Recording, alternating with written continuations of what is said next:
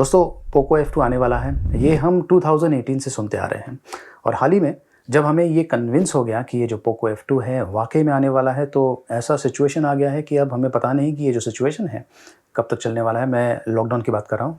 ये जो लॉकडाउन है फ़िलहाल तो ये एक्सटेंड हो चुका है, लेकिन पोको F2 ज़रूर आने वाला है। इनफैक्ट इसके साथ में हो सकता है कि जो कंपनी है पोको F2 Pro भी लॉन्च करें। अभी जो पोको F2 Pro है इसके बारे में भी काफ़ी जानकारी इंटरनेट पर लीक हो चुकी है। अभी जो लेटेस्ट खबर है पोको F2 Pro के बारे में, इसमें जो प्राइसिंग है, इंटरनेशनल प्राइसिंग, इसके बारे में जानकारी दी हुई है। वैसे ये जो इन्फॉर्मेशन है इसे ज़्यादा हम ट्रस्ट नहीं कर सकते हैं, वो इसलिए क्योंकि जो प्राइसिंग बताया गया है वो काफ़ी ज़्यादा है।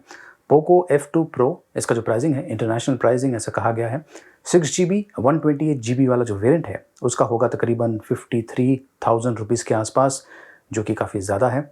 अगर आप पोको ब्रांड को समझ रहे होंगे तो आपने देखा होगा कि जब पोको F1 लॉन्च हुआ था तो जो प्राइसिंग था बहुत ही कॉम्पिटिटिव था। इनफैक्ट किसी ने इमेजिन नहीं किया था कि पोको उतना प्राइसिंग पर उस वक्त उस प्रकार के हार्डवेयर के साथ में पोको F1 को लॉन्च कर सकता है। लेकिन जब तक ये पोको F2 और Poco F2 Pro smartphones launch नहीं होते हैं तब तक ये जो स्पेकुलेशंस हैं ये चलता रहेगा।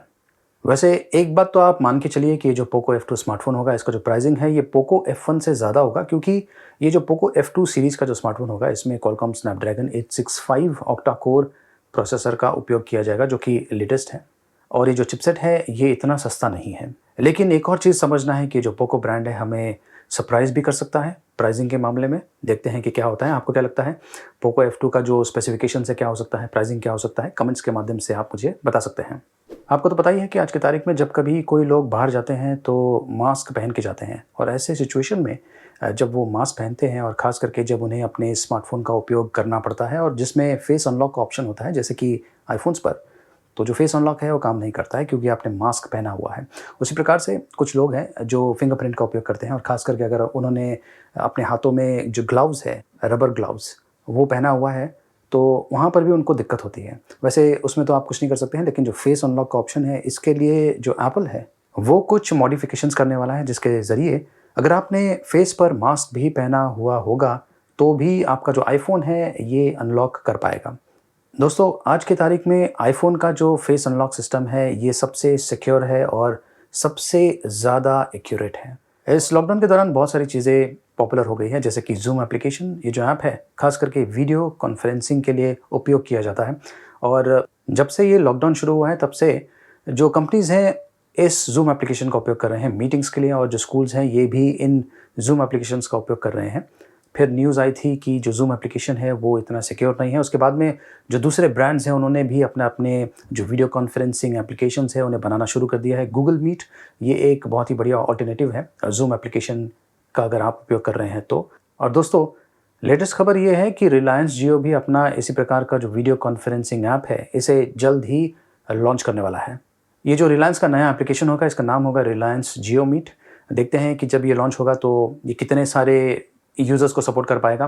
लेकिन आज की तारीख में इस प्रकार का जो वीडियो कॉन्फ्रेंसिंग ऐप है ये वाकई में एक नेसेसिटी बन गया है, और बहुत सारे ब्रांड्स ने कभी ये सोचा नहीं होगा कि इस प्रकार का जो ऐप है इस प्रकार के सिचुएशंस के लिए, या फिर अगर इस प्रकार का सिचुएशन ना भी रहा तो भी कितना फ़ायदे में आ सकता है।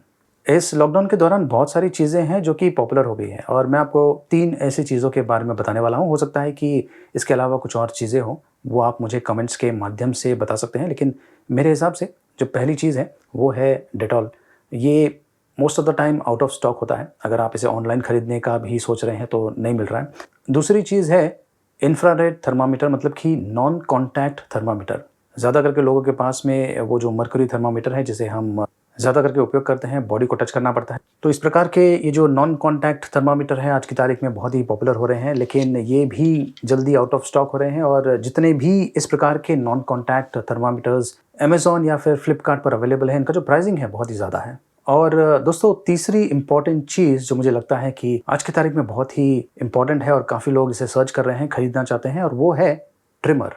इस प्रकार का ट्रिमर, और जिन लोगों के पास इस प्रकार का ट्रिमर है ये अपने हेयर को कट भी कर रहे हैं इस लॉकडाउन के दौरान, क्योंकि जो सैलून्स हैं वो तो बंद है। तो दोस्तों इन 3 चीज़ों में से आपको क्या लगता है सबसे इम्पॉर्टेंट क्या है? डेटॉल, नॉन कॉन्टैक्ट थर्मामीटर, या फिर ये ट्रिमर?